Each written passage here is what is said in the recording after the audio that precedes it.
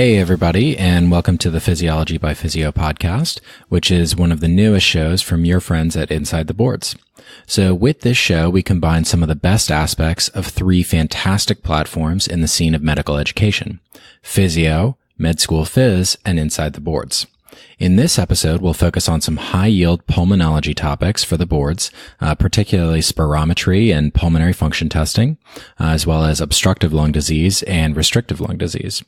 So the guys from Physeo are going to start us off. So are you ready? Let's go. In this section, we will discuss spirometry, lung volumes, and lung capacities. So let's get started. To understand lung volumes, you need to understand spirometry. Spirometry uses a clinical tool called a spirometer to determine lung volumes and lung capacities. Capacities are simply two or more lung volumes. In addition to obtaining information on lung volumes and capacities, a spirometer can determine how fast a patient is breathing. For example, the clinician can tell the patient to exhale as fast as the patient is able to in a single second to find the forced expiratory volume, or FEV1. So this measures how much volume the patient can exhale in 1 second. The data from spirometry can be used to generate various graphs, such as a spirogram, a flow volume loop, or a flow versus volume graph. Overall, the whole point is to assess lung function, or PFTs, which stands for pulmonary function test. So a patient can undergo PFTs, which will give you the data from spirometry. One thing to remember is that simple spirometry cannot measure residual volume, at least not without an additional technique such as helium dilution or nitrogen washout. Okay, so that was a great introduction to some of our important definitions for pulmonology. And now we'll shift into some Med School Phys content for a little while to take a look at things from a different angle. So starting off with the equation for minute ventilation. This is a pretty straightforward one, but you do want to remember it. So what is the equation for minute ventilation? Well, it's tidal volume times respiratory rate. So let's break down those components. What is tidal volume? Tidal volume describes the volume of air moved into and out of the lungs when we take a single breath without any additional effort. So it's a resting breath. And respiratory rate describes how many breaths we take in 1 minute. Duh. So the product of these two, or the minute ventilation, is helpful because it describes the gas flow into and out of the lungs each minute under baseline resting conditions. So do you happen to recall what a typical adult tidal volume is? It's normally around 500 mLs. And what's our limit for normal respiratory rate? It's normally around 20 per minute. Okay, so let's get back to tidal volume. So we actually measure the tidal volume during formal spirometry or pulmonary function testing. And understanding this stuff is clinically important because we use these data to guide patient management every single day. When we're thinking about pulmonary function tests, you're given this set of data that's describing lung volumes and lung capacities, and then you'll also have data like FEV1, which adds a time component to the mix. But let's not get ahead of ourselves. When it says volume, it literally means volume, like the tidal volume, which is 500 mLs. So that's easy enough. But when it says capacity, like vital capacity, what does this mean? Well, it's referring to a sum of multiple individual volumes that were measured or calculated. So let's start off easy with residual volume. So what is residual volume? Well, if a patient were to maximally exhale, residual volume describes how much volume is left in the lungs. And this normally sits around 1.5 liters. Now, what about the functional residual capacity? Well, it's the sum of residual volume, around 1.5 liters, and the expiratory reserve volume, around 1.5 liters as well.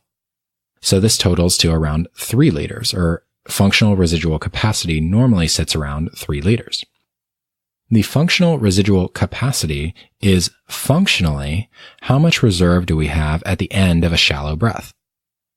The functional residual capacity is important because it's like the happy or quiet place for our lung mechanics. It's where the natural inward collapse of the lungs is evenly balanced against the natural outward expansion of the chest wall. It is the 0 point between inspiration and expiration, and there's no net movement of air. And when volumes stay around FRC, both the lungs and the chest wall remain relatively compliant.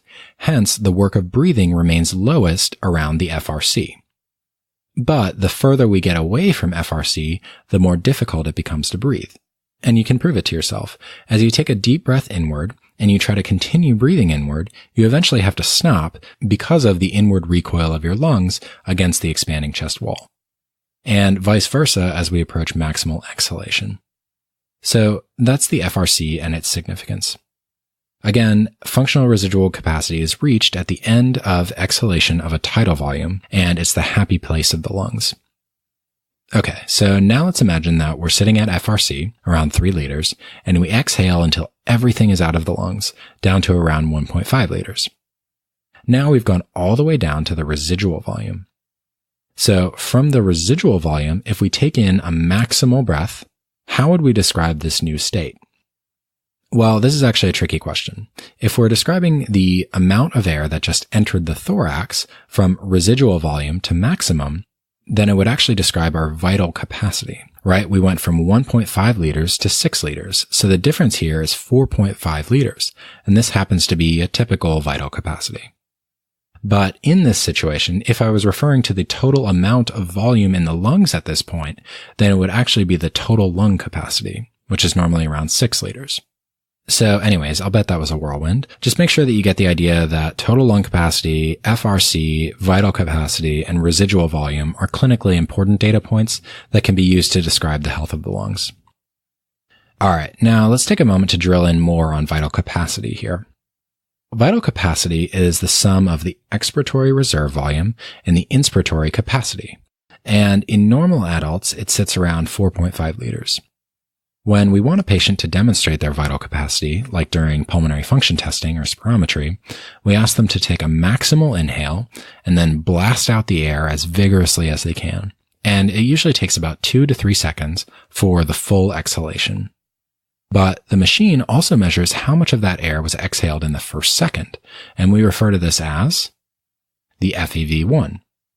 And this FEV1 is important because it can help to identify underlying lung problems like obstructive pulmonary disease. So this brings us to the next section of our episode. What is obstructive pulmonary disease? Obstructive pulmonary disease refers to an attenuated ability to get air out of the airways because they're narrowed or collapsed during exhalation. So if someone has obstructive lung disease, you would expect them to have low FEV1 relative to their FVC because the obstructive disease will slow down airflow through their airways. We consider a normal FEV1 to FVC ratio to be greater than 70% of the expected value given a patient's age, sex, height, and ethnicity. Obstructive pulmonary disease is diagnosed when we see that their FEV1 to FVC ratio is less than 70% of expected. Okay, so can you think of any examples of obstructive pulmonary disease? Well, the key ones to know about are asthma and COPD, which encompasses both chronic bronchitis and emphysema. Because of obstruction and air trapping, all of these obstructive lung diseases can result in higher residual volume, higher FRC, and higher total lung capacity, producing like a barrel-chested type appearance. They also have a lower FEV1 because of the obstruction, a lower FVC, and a lower FEV1 to FVC ratio, and that's key. Obstructive lung diseases particularly hit the FEV1 more than the FVC, hence we see that reduced FEV1 to FVC ratio. Okay, so that probably didn't come as much of a surprise to most of you. But here's a question. If we say that it's obstructive lung disease, why wouldn't this obstruction affect inhalation as much as it affects exhalation? Well, during inhalation in both healthy and unhealthy lungs, the airways are held wide open because as the chest wall is expanding outward, it produces peripheral traction on the elastic fibers in the septal supportive tissues around the airways to open them up. But during exhalation, while there's still some peripheral traction on those elastic fibers in the supportive tissues, the effect isn't as pronounced during exhalation. So in obstructive lung diseases, the airways are more prone to collapse during exhalation than during inhalation. So speaking of obstructive lung diseases, I want to hone in on asthma for a second here. Asthma is super common, affecting about 8.3% of the total population, especially children. But even though they have obstructive lung disease, asthmatics aren't always symptomatic all of the time, right? It's a disease characterized by airway hyperresponsiveness to triggers like environmental irritants, allergens, or viral infections. So asthmatics mostly have asymptomatic periods of relative health interspersed by acute attacks. But if we want to make a formal confirmation of the diagnosis of asthma using a pulmonary function test, how could we establish that they have hyperresponsive airways when they're feeling just fine at the doctor's office? Well, we could try to simulate an asthma attack with a drug like methacholine. So methacholine is a muscarinic agonist that will induce bronchospasm. So it seems kind of harsh to do this, but it'll get the job done. Anyways, after administration of methacholine, we can see if the patient has an exaggerated bronchospastic response during the pulmonary function test, and that's characteristic of asthma, i.e. their FEV1 to FVC ratio is less than 70% of expected after getting hit by the methacholine. Then, after inducing the bronchospasm while they're wheezing and feeling dyspneic and feeling terrible, we could try to reverse the effect by a trial of albuterol, which is a beta-2 agonist that will relax the bronchial smooth muscle. And if there's evidence of inducible and or reversible obstructive airway disease, then we've made the diagnosis of asthma. Okay, so asthma is a reversible obstructive lung disease. And this sits in contrast to conditions like COPD, which are irreversible obstructive lung diseases. So what's the major underlying risk factor among COPD patients? What's long-term smoking? Okay, now do you happen to recall the difference between the two manifestations of COPD, which are emphysema and chronic bronchitis? Well, let's start with emphysema first. So emphysema is a chronic disease of the lungs, usually caused by smoking, but it can also be caused by genetic conditions like alpha-1 antitrypsin deficiency. And emphysema is characterized by inflammation that causes destruction of the alveolar walls and septae, which leads to permanent enlargement of the alveolar air spaces. So this is in contrast to chronic bronchitis, which is really a clinical diagnosis defined as chronic productive cough for at least 3 months in 2 consecutive years. Most of the time, people with COPD have a mixture of both emphysema and chronic bronchitis. With emphysema, which is mostly due to smoking, most of the damage to the alveolar walls and septae occurs in the centri-acinar regions of the upper lung lobes because the inhaled particulates get stuck there. These produce an inflammatory reaction that is characterized by increased elastase activity from white blood cells like macrophages and neutrophils. Elastase breaks down elastin, and the loss of elastin in the airway walls will make the lungs less elastic and less likely to spring back into place during exhalation, thus producing a slower exhalation phase. Plus, the airway spaces become more compliant and thus readier to fill up with air, producing airway space enlargement. So this has the net effect of turning the alveoli from looking like a nice little cluster of grapes into looking more like a globular plastic bag shape with large air spaces and airways that are prone to collapse, as well as airway trapping. And when we have a patient with emphysema undergo pulmonary function testing, these changes are seen as low FEV1, low FVC, and low FEV1 to FVC ratio. Clinically, one thing you may see in an emphysema patient is that they learn this trick that helps them to feel better while breathing. They'll breathe out slowly through pursed lips, and this has the effect of producing auto-PEEP. By pursing their lips, the positive end expiratory pressure or back pressure helps to keep the airways open during exhalation and helps them to feel better, and we call this puffing. Hence, they're nicknamed pink puffers. Okay, now let's contrast this with chronic bronchitis, which are the blue bloaters. So chronic bronchitis is a result of smoking that produces inflammatory reactions that damages the cells of the mucosa, specifically the ciliated columnar epithelial cells, thus damaging the mucociliary elevator. And at the same time, it triggers hyperactivity of the goblet cells and the bronchial mucosal glands. So now we have more mucus and less ability to get it out of the airways, which is a setup for airway obstruction and mucus plugging. They can try to cough up the mucus to clear it, and this happens to be one of the main symptoms of chronic bronchitis, but this isn't entirely effective. So as the air tries to move through the narrower bronchial lumen, you'll hear wheezing, particularly on exhalation, and you may also hear rhonchi or crackles if enough fluid is in the small airways. With enough mucus-induced airway obstruction, we can also limit the ability to get air into the alveoli with each breath. Okay, so the accumulation of mucus in the airways with chronic bronchitis can limit gas exchange from both the inhalation and the exhalation side of things, and this can produce hypoxia and hypoxemia, producing cyanosis or a blue color. Next, with chronic bronchitis, or really any chronic lung disease, remember that the pulmonary vasculature around poorly ventilated alveoli will vasoconstrict in an attempt to direct blood flow elsewhere to limit VQ mismatch. But this also produces pulmonary hypertension and right heart strain. With enough pulmonary-induced right heart strain, you can develop right heart failure, which is known as Corpulmonale. So patients with chronic bronchitis can develop Corpulmonale, and you'll start to see signs like JVD and edema and even ascites. Hence, because of the hypoxemia, cyanosis, and fluid retention, these patients were given the nickname of blue bloaters, and this stands in contrast to the pink puffers of emphysema.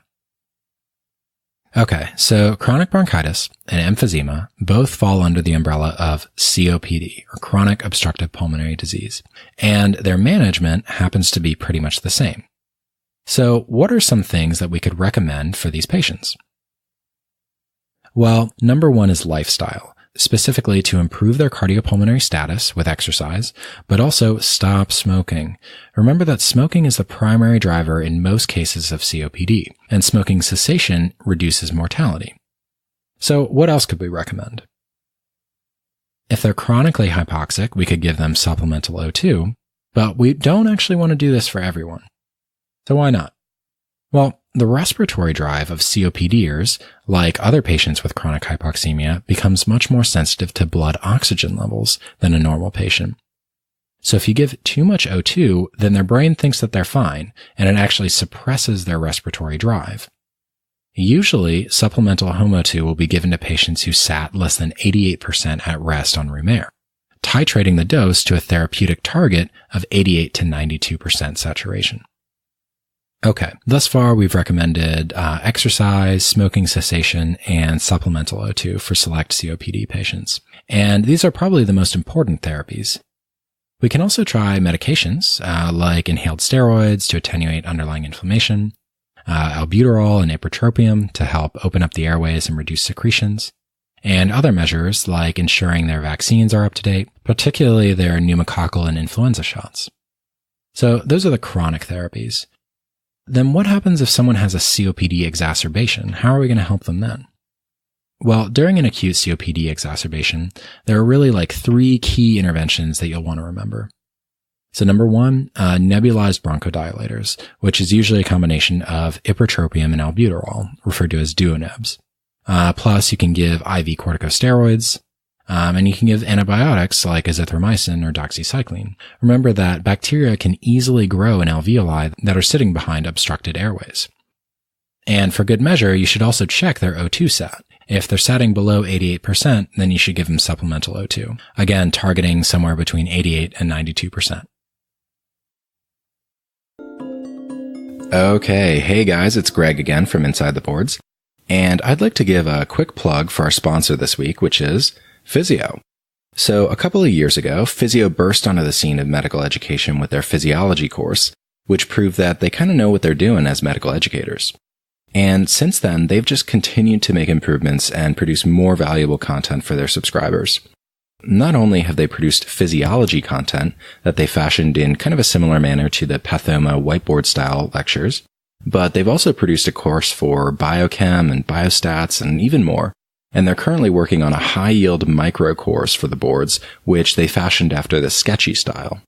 So I've got to say that I'm really impressed with the work that they're doing at Physeo, and I love the idea of having Pathoma-style content, conceptual learning, integrated together with sketchy-style memorization tools. And it's all housed together in one sleek platform on Physeo. Oh, and did I also mention that they also produced a textbook that they continually update and you get free with your subscription? So there's no need to furiously write down notes. It's already written down for you in a nice and neat manner, so you can just kind of go with the flow of the videos. Anyways, I'm really excited to be working with the guys from Physeo on this collaborative podcast. Now, I want you to stick around for the rest of the episode so that you can hear about a discount code for your Physeo subscription that we at InsideTheBoards were able to secure for you, the listener. But for now, let's get back to the show.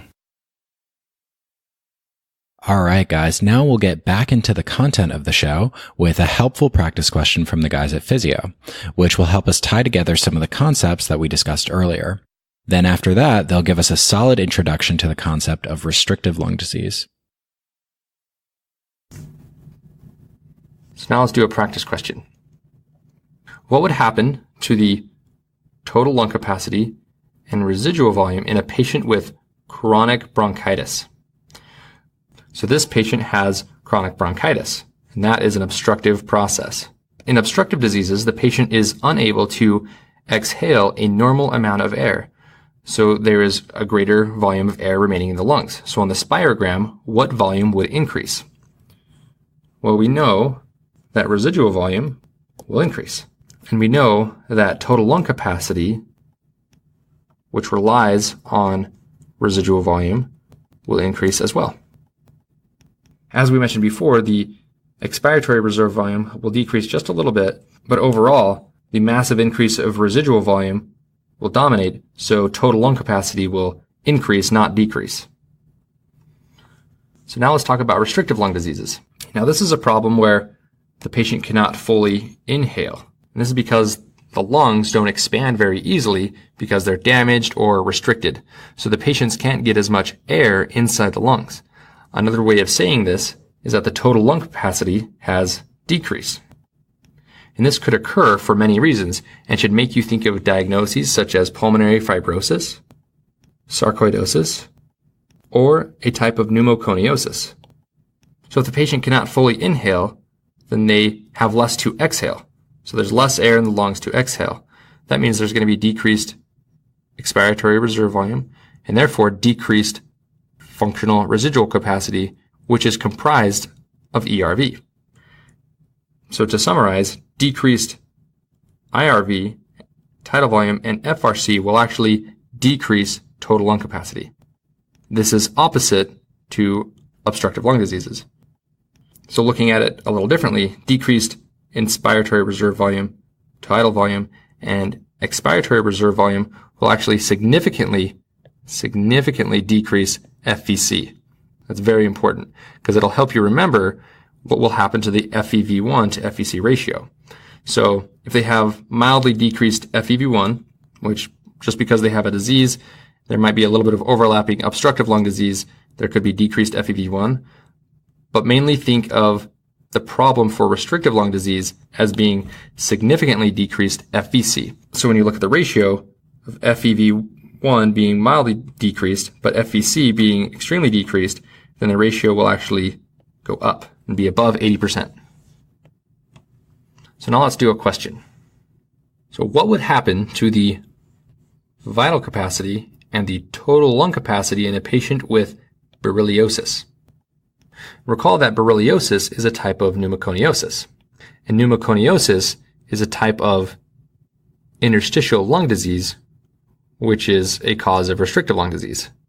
So in other words, we're dealing with a patient who has a restrictive lung pathology.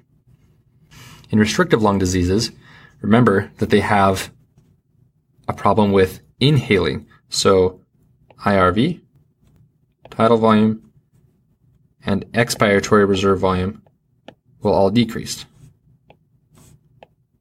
Recall, expiratory reserve volume is decreasing because you cannot exhale what you have not inhaled. So what happens to vital capacity? Well, if the three components of vital capacity are decreased, IRV, TV, and ERV, then vital capacity will decrease. So what happens to total lung capacity? Total lung capacity will be decreased. So in answer to our question, a patient with berylliosis will have a decreased vital capacity and a decreased total lung capacity. Okay, and the time has arrived for the big reveal that was promised. For ITB listeners, we were able to secure you a limited time 25% discount if you enter the code ITB25, as in 25%, at checkout.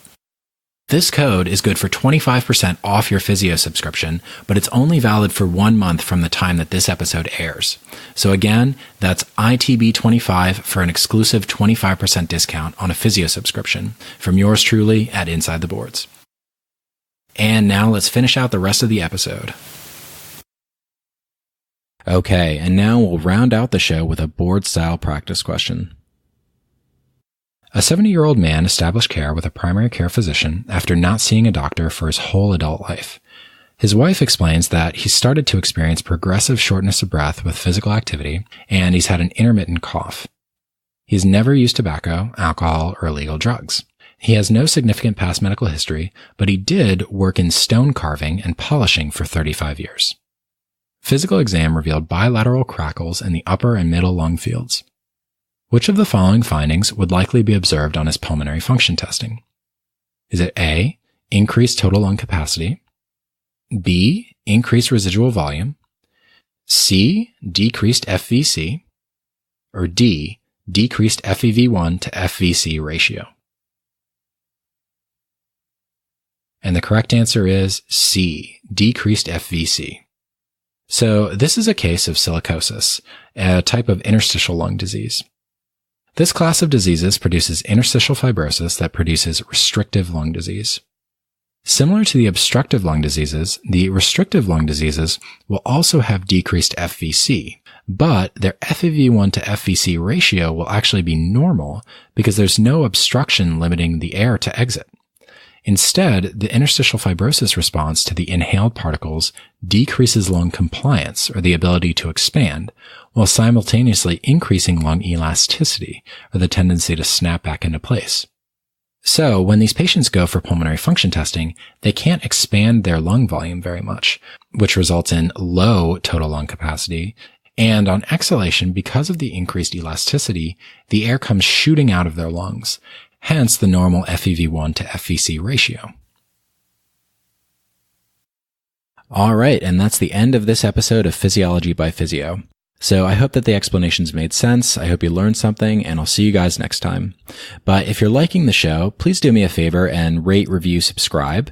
But more importantly, tell your friends about it. See if they can benefit from this all-audio learning program too.